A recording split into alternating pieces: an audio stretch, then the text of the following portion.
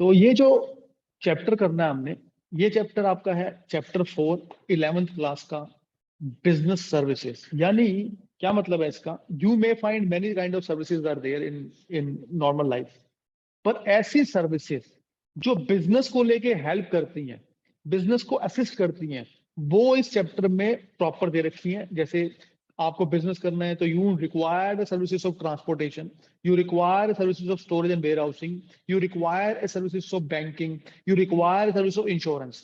तो मोटा करके जो भी आपकी नॉर्मल लाइफ में चलता है वही सर्विसेज इसके इस चैप्टर में है।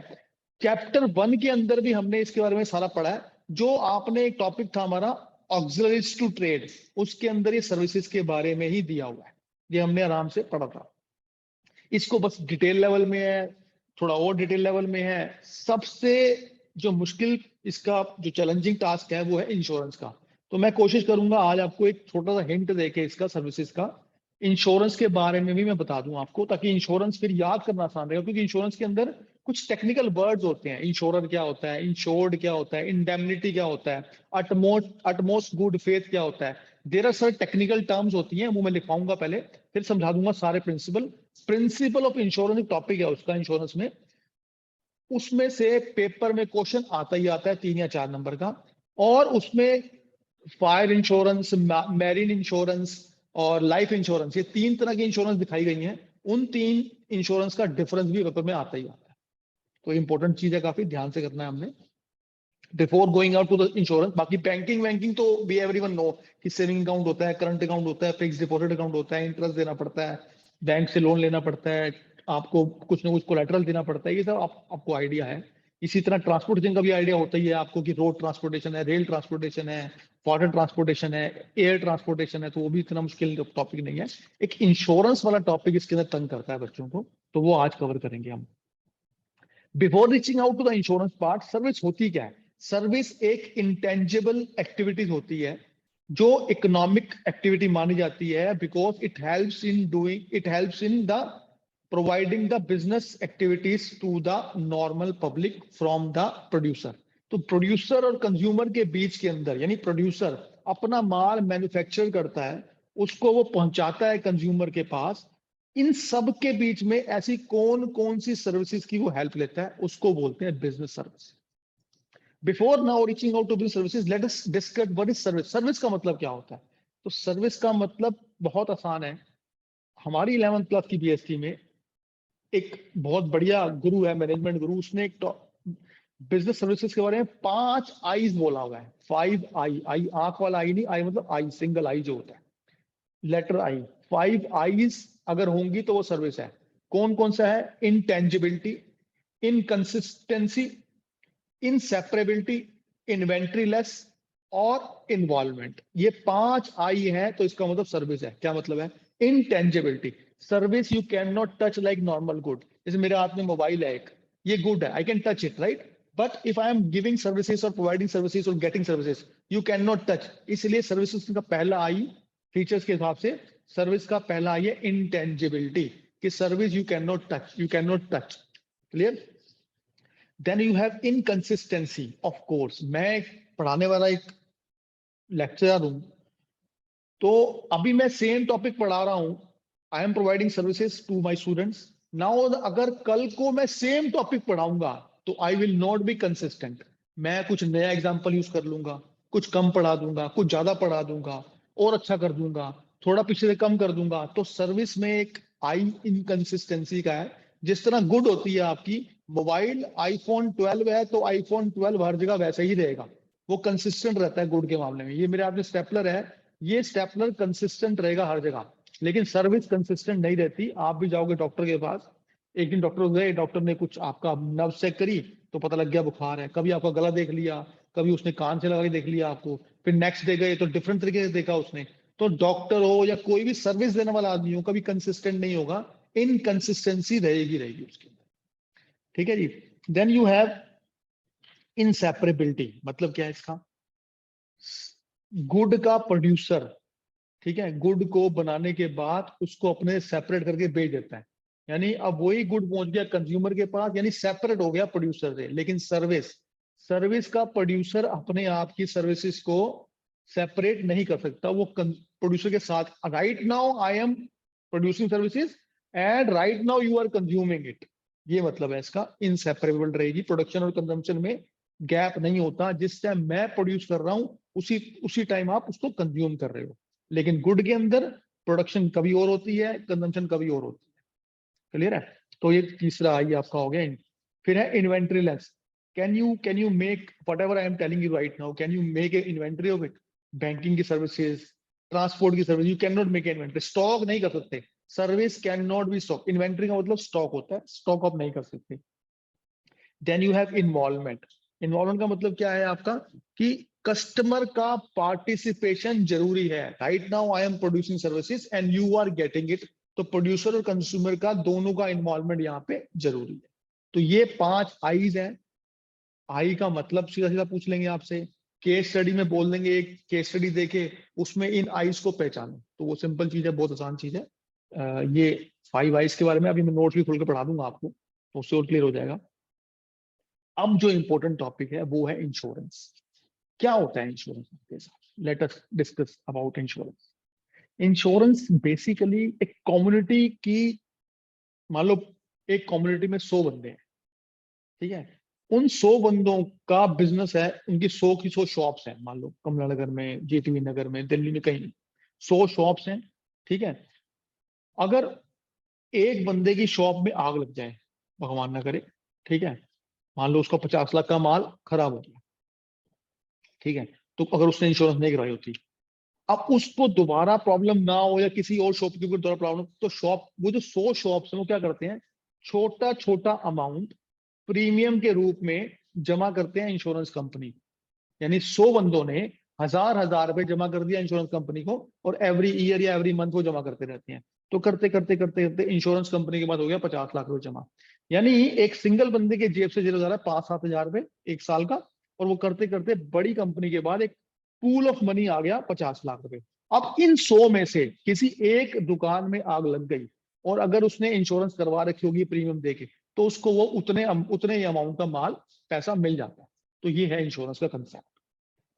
तो कहने का मतलब है छोटा छोटा अमाउंट सबसे लेके सबका ही रिस्क कवर कर, ये है लॉजिक, ठीक है? तो इस तरह इंश्योरेंस है आपकी। तो इंश्योरेंस के अंदर कुछ वर्ड्स होते हैं, जैसे इंश्योरर क्या होता है, इंश्योर्ड क्या होता है, इंडेमनिटी का मतलब क्या होता है, अटमोस्ट गुड फेथ का मतलब क्या होता है, और एक इसके 5-7 प्रिंसिपल्स हैं, वो बहुत इंपॉर्टेंट है।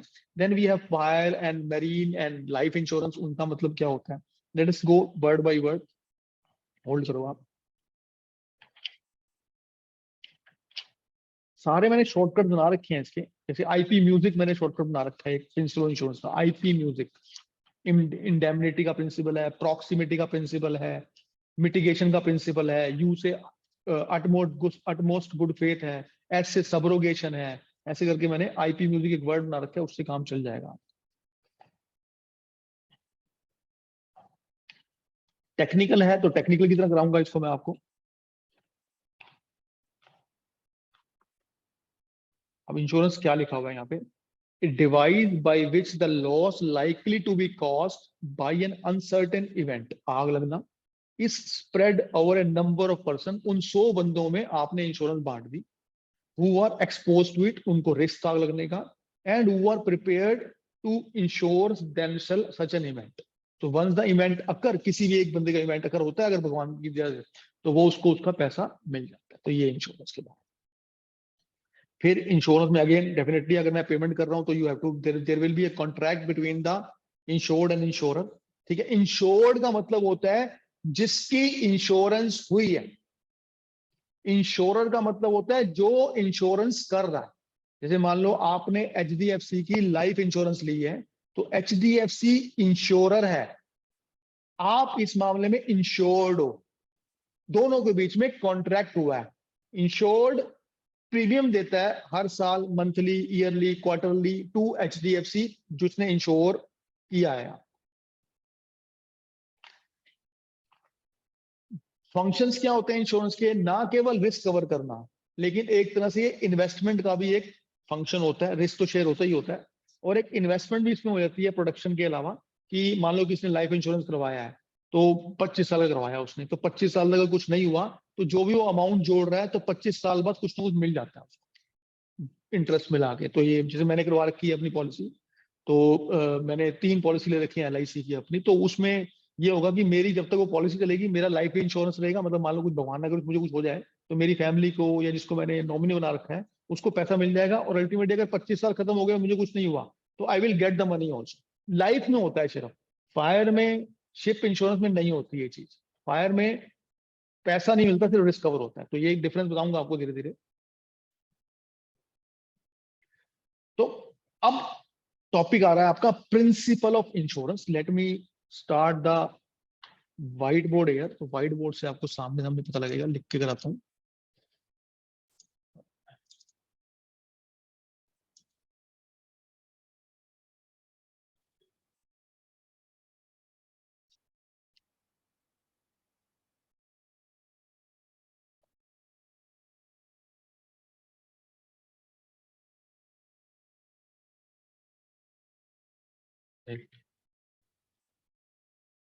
तो मैंने क्या बोला आपको, अरे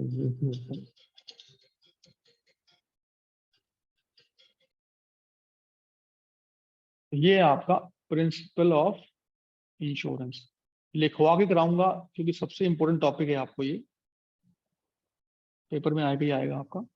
तो कुछ फंडामेंटल गाइडलाइंस होती हैं। प्रिंसिपल का मतलब होता है आपको कुछ फंडामेंटल गाइडलाइंस है किसी भी चीज को लेके, ठीक है। तो वो गाइडलाइंस क्या फॉलो करनी होती है in order to be in contract with the insured and insurance, और कैसे फॉलो करनी है गाइडलाइन। गाइडलाइन फॉलो नहीं होंगी तो बिग पॉसिबिलिटी है कि आपका इंश्योरेंस कैंसिल कर दिया जाए, आपको प्रीमियम ना मिले, ओ सॉरी, आपको सम एश्योर्ड ना मिले जो आप इंश्योरेंस करवाया हुआ। तो गाइडलाइन बहुत इंपॉर्टेंट है, बड़ा ही करवाऊंगा। तो मेरा शॉर्टकट इसके अंदर है IP म्यूजिक। ये सारे हैं 7 प्रिंसिपल ऑफ इंश्योरेंस। क्या क्या है इसके अंदर, अट मोस्ट गुड फेथ, यू जो वर्ड है इसके अंदर,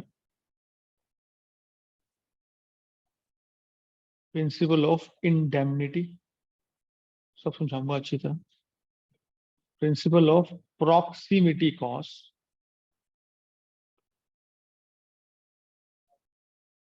principle of mitigation, principle of subrogation, subrogation, subrogation, proximity cost. Then you have principle of insurable interest, mitigation, insurable interest। तो ऐसे करके ये आपका एक वर्ड बन जाता है, ठीक है। तो म्यूजिक का C है, तो C आप just because to cover the word I try to do it, तो एक बंदा है इंश्योरेबल इंटरेस्ट। करा रहा हूं, एक के सारे करवा,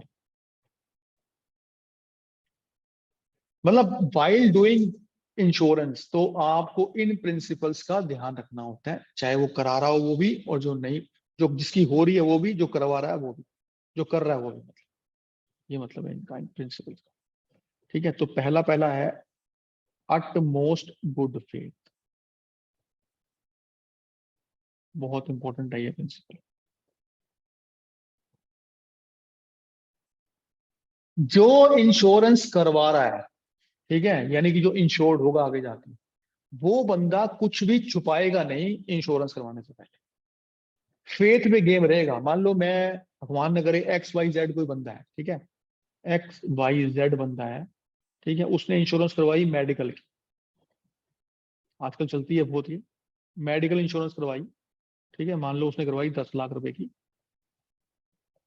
ठीक है, और उसने करवाने से पहले उसकी ऑलरेडी कोई ना कोई बीमारी थी, मान लो उसको BP था या शुगर था, राइट, या उसको कोई भी और बीमारी हो सकती है, वो थी, वो उसने छुपा दी, उसने नहीं बताया इंश्योरर को कि मेरे को ये बीमारी है। तो उसने principle of good faith follow नहीं किया। ये मतलब है इसका। अगर पता लगता है इंश्योरर को, तो वो ये वाला प्रीमियम और ये वाला सम एश्योर्ड कैंसिल कर देगा, आपकी पॉलिसी कैंसिल हो जाएगी। ये है इसका मतलब। सिर्फ वन वे नहीं होता, दूसरी तरफ भी। क्या मतलब है? सेम क्वेश्चन है। मान लो XYZ ने इंश्योरेंस करवाई, ठीक है। उसने इस बार बता दिया कि मेरे को बीपी और शुगर है, ठीक है। किसको बता दिया उसने? HDFC को। HDFC की मेडिकल इंश्योरेंस है सपोज। HDFC इंश्योरेंस भी करता है मतलब। उसने बता दिया इसको, स्टार मान लो, स्टार बहुत कॉमन है तो स्टार इंश्योरेंस कर लो, ठीक है। अब उसने बता दिया। अब ये स्टार वाला जब इसकी इंश्योरेंस कर रहा है, ये एक चीज छुपा गया कि हमारे इस इंश्योरेंस के एग्रीमेंट में, ठीक है, अगर आपको कैंसर हो जाता है मान लो, ठीक है, तो कैंसर कवर नहीं है। कैंसर कवर नहीं है, ये उसने नहीं बताया। तो इस बार उस इंश्योरर ने principle of good faith cancel छोड़ा। हाँ, बताओ। जैसे मान ले एक XYZ बंदा है, ठीक है। उसने कार की इंश्योरेंस करवाई, चल इस बार। हाँ, वही वही उसी तरह था मेडिकल इंश्योरेंस भाई, कोई स्टार कंपनी से, ठीक है। 20 लाख की इंश्योरेंस करवाई, ठीक है। और हर हर महीने वो 20, हर साल वो 20,000 रुपये दे रहा है पर ईयर। ऐसे प्रीमियम देते हैं ना, प्रीमियम। प्रीमियम दे रहा हूँ मैं, ठीक है। करते करते करते करते मुझे 5 साल हो गए, ठीक है। अब इस XYZ को जो है प्रॉब्लम आई। उसको बोला गया कि प्रॉब्लम है आपकी, डॉक्टर ने बोला ऑपरेशन होगा, ठीक है। ऑपरेशन जब वो करवाने गया, ठीक है, तो मान लो उसको प्रॉब्लम थी, मान लो कैंसर था, एज्यूम करते हैं, ठीक है। कैंसर था, डॉक्टर ने बोला ऑपरेशन है। जब वो अपनी पॉलिसी लेके गया डॉक्टर के पास कि ये मेरा पॉलिसी है, तो पॉलिसी के अंदर कैंसर इंक्लूड नहीं था। तो तुझे नहीं लगता उस इंश्योरर जिसने करी थी इसकी पॉलिसी, उसको बताना चाहिए था कि भाई साहब बीमारी सारी इंक्लूड है, कैंसर इंक्लूड नहीं है। उस टाइम पे जब वो पॉलिसी करवा रहा था उसने नहीं बताया, अब भट्टा बैठ गया उसका पैसे का। ये होता है प्रिंसिपल ऑफ गुड फेथ। यानी छुपाना नहीं है। ना तो इंश्योरेंस करवाने वाला कुछ छुपाएगा, ना इंश्योरेंस करने वाला छुपाएगा। ये मतलब क्लियर है? अब इसके बारे में लिख ले, इसी के बारे में लिख ले पहले। utmost good faith,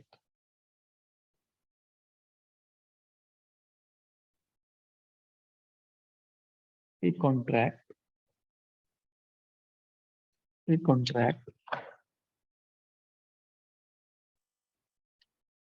of insurance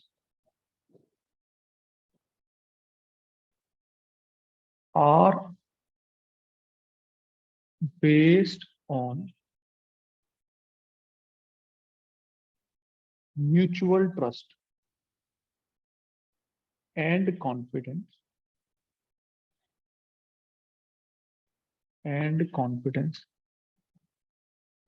between the insurer and between the insurance and insured. It is a condition of every insurance contract,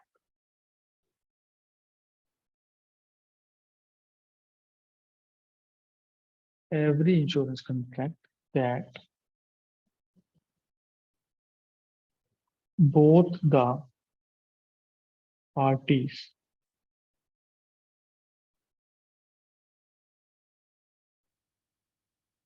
insurer and insured must disclose every fact and information related to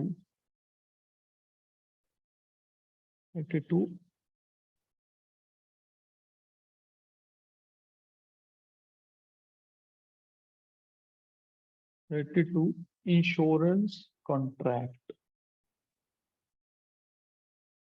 to each other. बस ये हो गया। एक keyword है इसका, वो भी देख ले, केस स्टडी में आता है ये वर्ड, उबर माए फिदाए। उबर स्पेलिंग ये नहीं है, यू बी लिख ले, उबर माए फिदाए। इसका मतलब ये है आपका, दूसरी लैंग्वेज में है ये, इसका मतलब है गुड फेथ। तो इस तरह का वर्ड आएगा गुड फेथ, केस स्टडी में बता देगा हाँ जी ये बात कर रहा है टू मस्ट गुड फेथ।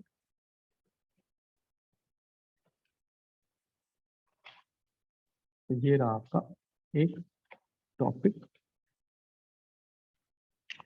तो एग्जाम्पल तो है ही वो डिजीज वाला ही सब, ठीक है जी। नेक्स्ट करते हैं, जैसे सीक्वेंस में वैसे ही कर लेते हैं।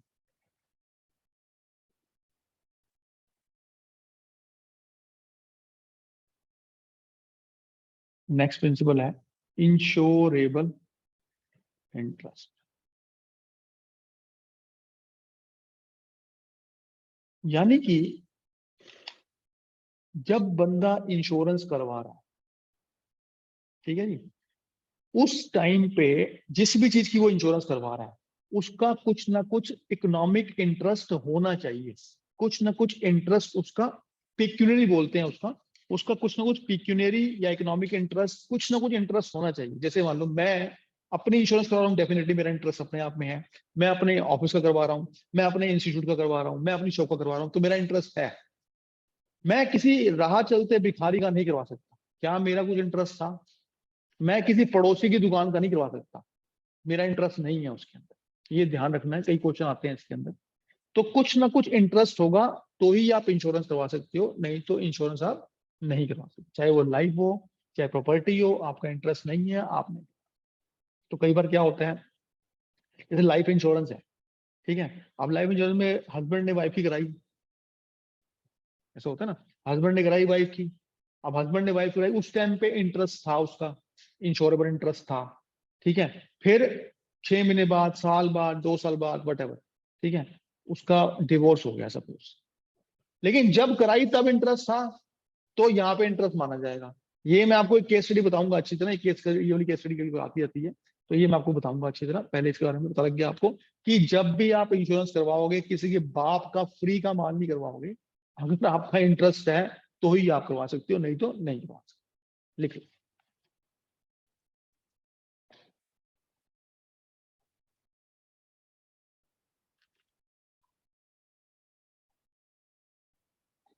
एक मिनट होल्ड करवाओ।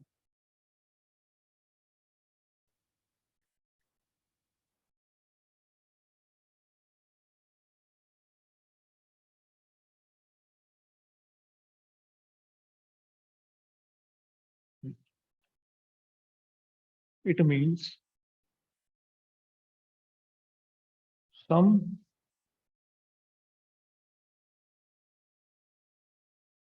पिक्यूनियरी, मतलब economic interest, some money related interest बोलते हैं इसको, pecuniary interest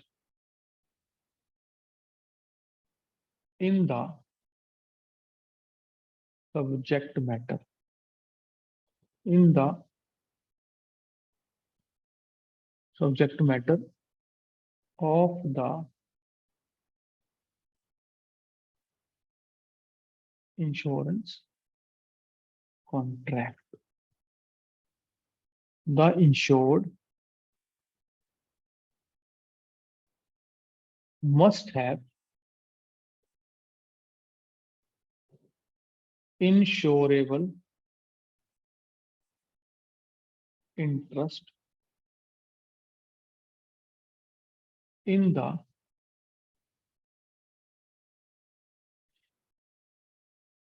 subject matter.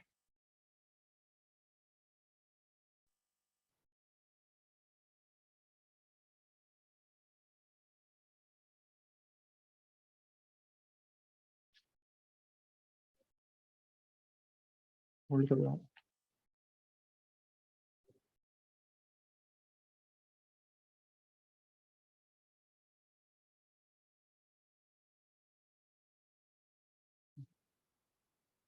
For example important है, पेपर में आता है। For example in case of life insurance, in case of life insurance, the insurable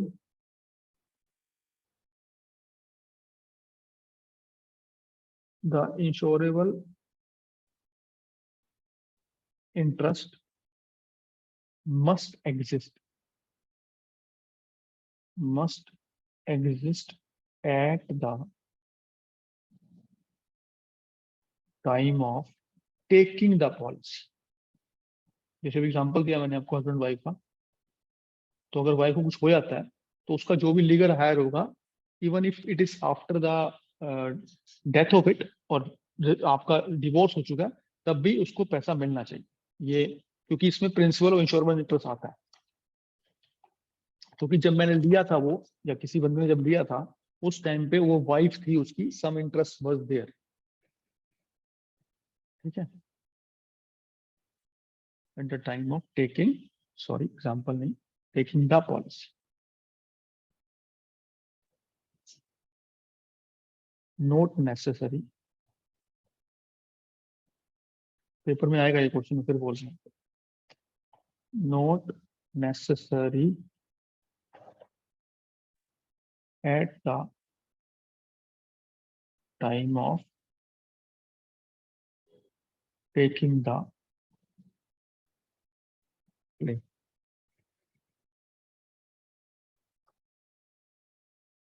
ये लाइफ की बात है, ये लाइफ का एग्जांपल दिया मैंने आपको।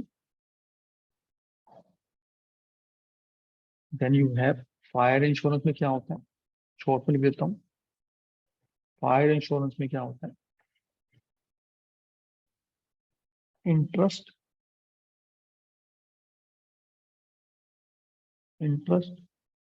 should be there at taking and claiming। यानी जिस टाइम ली है पॉलिसी उस टाइम भी इंटरेस्ट होना चाहिए, और जब आप क्लेम कर रहे हो, जब इवेंट हो गया आग लगने का, तब भी होना चाहिए इंटरेस्ट। ठीक है, लाइफ में नहीं होता है ऐसा, लाइफ में जिस टाइम ली है उस टाइम ही होना चाहिए इंटरेस्ट, बाद में चाहे ना हो तब भी देनी पड़ेगी पॉलिसी, मतलब इंश्योरर को देनी पड़ेगी पैसा। फायर इंश्योरेंस में मान लो आप, मैंने अपनी, मान लो किसी, उसी की बात करते हैं, XYZ ने मान लो शॉप की इंश्योरेंस करवाई फायर वाली। ठीक है, उसने फिर शॉप बेच दी, बीच में शॉप बेच दी उसने, तो उसके बाद इंश्योरेंस तो है ही है। जब बेच दी तो एंड में अगर आग लग गई तो इसका इंटरेस्ट खत्म हो गया। दोनों के टाइम पे होना चाहिए, जिस टाइम ली है उस टाइम भी इंटरेस्ट होना चाहिए, और जब वो क्लेम हो रहा है उस टाइम भी इंटरेस्ट होना चाहिए। ठीक है, इसी तरह सेम आपकी, क्योंकि 3 तरह की इंश्योरेंस है आपकी। ठीक है, फायर, लाइफ और मैरीन हमारे कोर्स में, तो मैरीन के अंदर भी ऐसा ही होता है, बोथ टाइम पे होनी चाहिए, बोथ टाइम पे इंटरेस्ट होना चाहिए, at taking time and claiming time. ये मतलब है, समझ आ गया।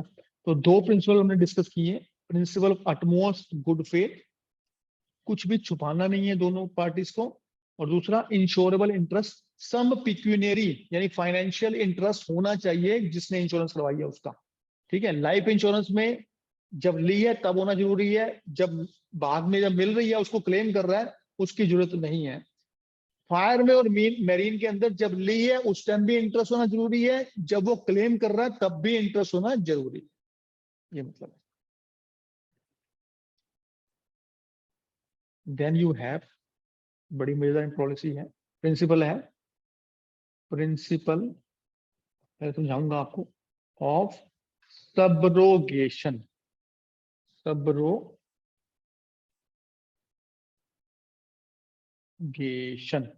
ये क्या मतलब होता है? जैसे मान लो किसी ने बाइक की इंश्योरेंस करवाई, ठीक है, अब बाइक की इंश्योरेंस करवाई उसने, उसकी बाइक बाई चांस भगवान न करे वही XYZ बंदा है, उसने बाइक की इंश्योरेंस करवाई थेफ्ट के लिए, ठीक है, और बाइक चोरी हो गई, चोरी हो गई बाइक। अब बाइक चोरी हो गई तो he went to police station, उसने उसको FIR करवाई। Then he went to the insurance, insurance company के पास जाएगा पैसा लेने वो, इंश्योरेंस कंपनी सब कुछ चेक किया, ठीक है, और उसको चेक करके उसको इसका बाइक का जो है मान लो 40,000 रुपये उसको पेमेंट कर दी, मेरे साथ हो, पेमेंट कर दी। अब पेमेंट कर दी है ना, अब इस टाइम पे द मोमेंट वो पेमेंट मिल गई उस XYZ को, अब उसका बाइक पे क्लेम खत्म हो जाता है। यानी कल को ये पुलिस ने, कल को ये पुलिस ने बाइक को ढूंढ लिया, होता है ना ऐसे मिल जाएगी बाइक, तो ये जिसकी बाइक थी उसका क्लेम खत्म हो गया है, अब ये बाइक मिल जाएगी, इंश्योरेंस कंपनी को क्लेम मिलेगा उसका, ये लो, क्योंकि पेमेंट दे चुका इंश्योरेंस कंपनी, लॉजिक भी है ये। कोई एग्जांपल देता हूँ, जैसे मान लो वही XYZ है, उसकी शॉप में फायर हो गया, आग लग गई, ठीक है, आग लगने में 50 लाख का माल जल गया, 50 लाख रुपए उसको इंश्योरेंस कंपनी से मिल गए, ठीक है। अब जब आग बुझी या आग का सामान बच गया, टूट फूट कबाड़, मान लो कबाड़ बच गया, मान लो अच्छा भी था ठीक भी था, 2 लाख का बच गया, तो ये 2 लाख पे अब उस इंश्योरेंस जिसको मिल चुका है, इंश्योर्ड बंदा जो है उसको 50 लाख मिल चुके हैं कंपनी से, उसका इस 2 लाख पे कोई हक नहीं है, ये 2 लाख पे हक है उस इंश्योर्ड कंपनी का। इसको बोलते हैं प्रिंसिपल ऑफ सबरोगेशन। समझ आ गया लॉजिक? लिख लेते हैं थोड़ा सा, ये आसान है।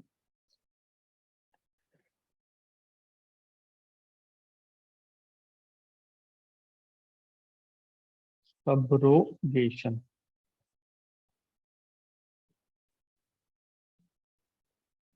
As per this principle,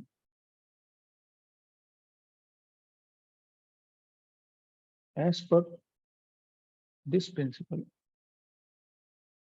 when any insurance company compensate compensate the insured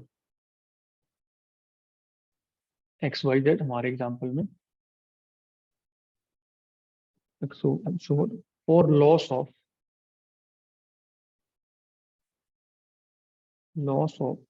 any of his property, any of his property, then all right, then all rights related to the property,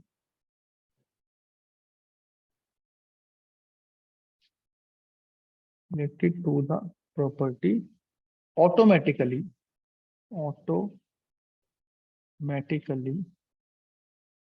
get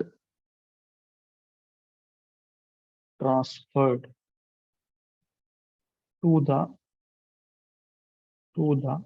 insurance company, insurance company, ये हो गया आपका insurance company. अच्छा, वो सी के अंदर जो था म्यूजिक वाला, नाउ आई रिमेम्बर, मैं भी काफी टाइम बाद, वो सी था कंट्रीब्यूशन, जो म्यूजिक में सी था, मुझे लगा सी कोई वर्ड नहीं है पर सी भी कंट्रीब्यूशन है, लिख ले उसके अंदर, लिख लिया था कंट्रीब्यूशन। हाँ,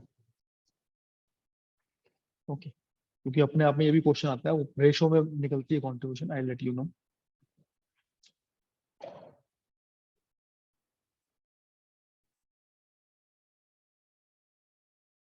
that is enough.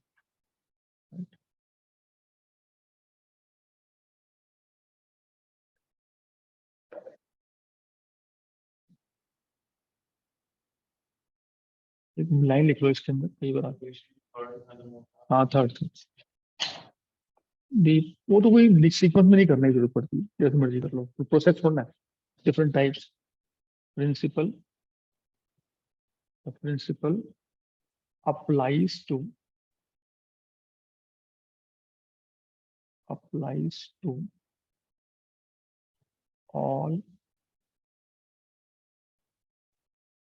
insurance contracts which are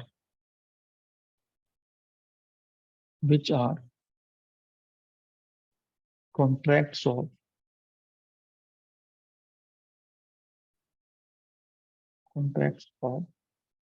indemnity.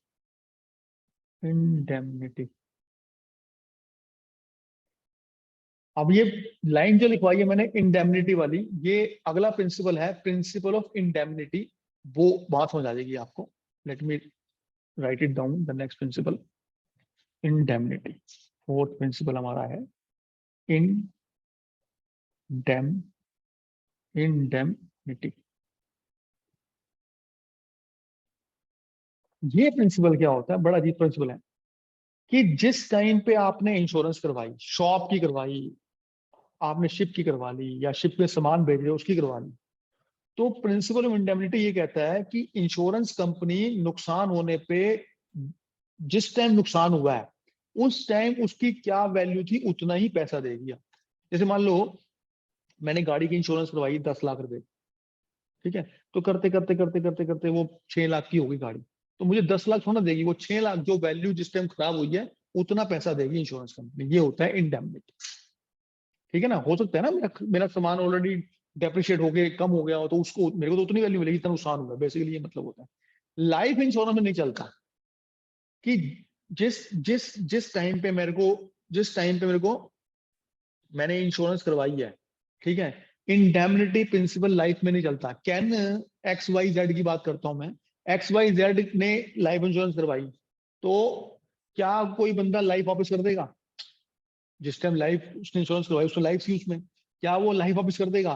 तो principal of indemnity does not apply in life insurance, याद रखना। सिर्फ चीजों में चलती है कि चीज, हाँ चीज है या चीज की वैल्यू है वो आप दे सकते हो। तो प्रिंसिपल इंडेमनिटी के चक्कर में ही लाइफ इंश्योरेंस आप कितनी मर्जी की करा लो, आप 1 करोड़, 5 करोड़, 10 करोड़, आपकी मर्जी है। आपने 10 करोड़ की करवा ली लाइफ इंश्योरेंस पॉलिसी, पैसा दो उतना, प्रीमियम ज्यादा पड़ जाता है, करवा सकते हो आप, क्योंकि आप ये मानते हो कि उस लाइफ की कोई वैल्यू नहीं है, ऐसी कोई वैल्यू आप लगा नहीं सकते। ठीक है, लिख ले principle of indemnity. It applies to all contract accept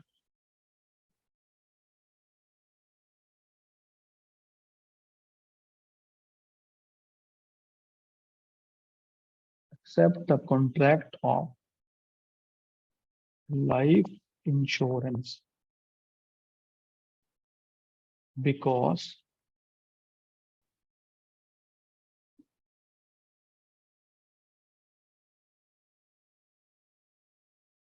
estimation regarding loss of life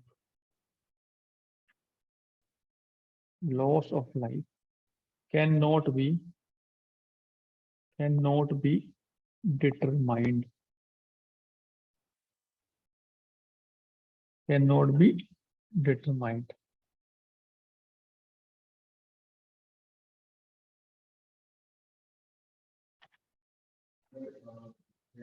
hmm,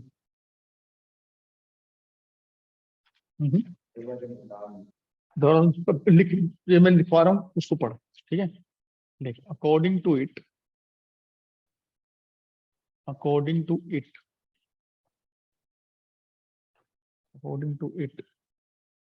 the insurer कौन है? हाँ, insurer undertakes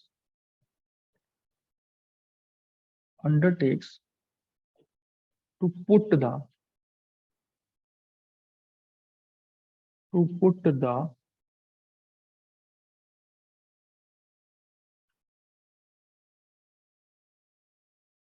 the insured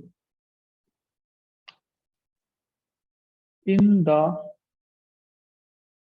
event of loss। आग लग गई, मान लो कुछ लॉस हो गया, इन द सेम पोजीशन जितने की आग लगी उतना पैसा वो देगा। ये है principal of indemnity. In the same position that he occupied before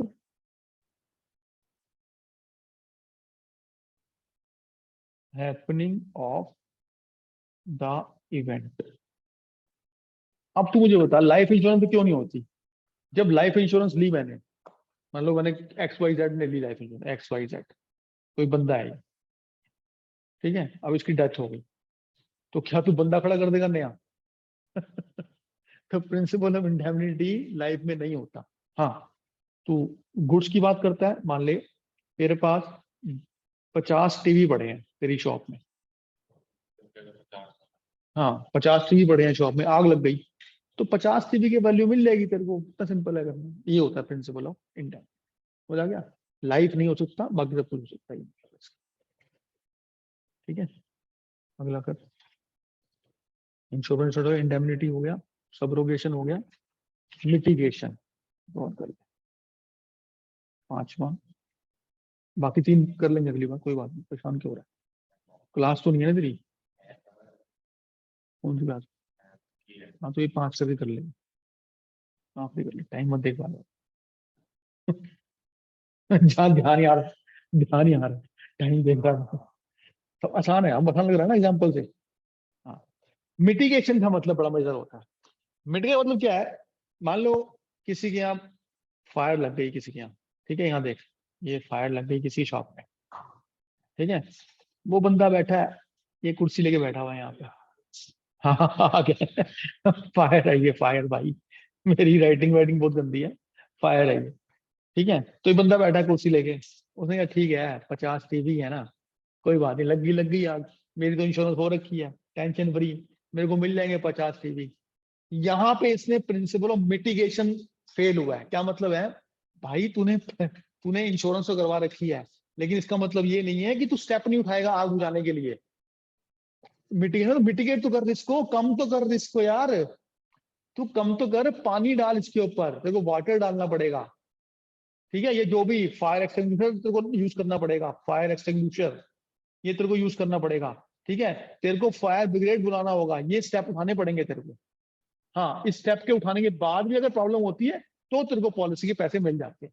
अगर तूने स्टेप नहीं उठाए ये वाले, तो तूने प्रिंसिपल ऑफ मिटिगेशन तोड़ा, पैसे नहीं देगी कंपनी। समझ आ गया भाई? चोरी हो गई, सिंपल सी बात है, किसी की बाइक चोरी हो गई, ठीक है, बाइक चोरी हो गई, भाई ने FIR ही नहीं करवाई, भाई ने पुलिस को इन्फॉर्म ही नहीं किया, पहुंच गया इंश्योरेंस कंपनी, मेरी चोरी होगी दे दो, लाला देगा? कुछ नहीं देगा, जीरो देगा वो, क्योंकि तूने कुछ मिटिगेशन के स्टेप नहीं उठाए to cover the risk of चोरी। ये होता है मिटिगेशन। थोड़ा लिख लो, आसान है। मिटिगेशन अगेन लिख ले, 2 लाइन का होगा।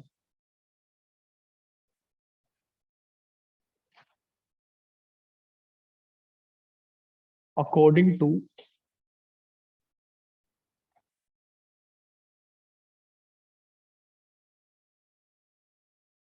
This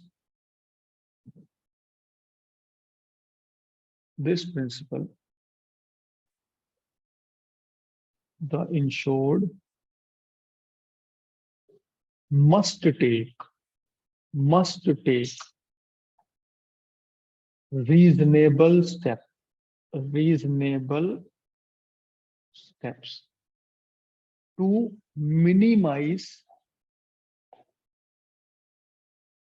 the loss or damage to the insured property, to the insured property. Otherwise, the claim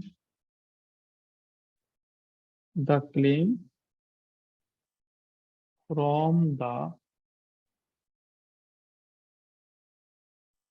insurance company may be lost, may be lost. तो केयरलेसनेस नहीं करनी इसके अंदर, ठीक है, बी केयरफुल लोग करते हैं इसके अंदर।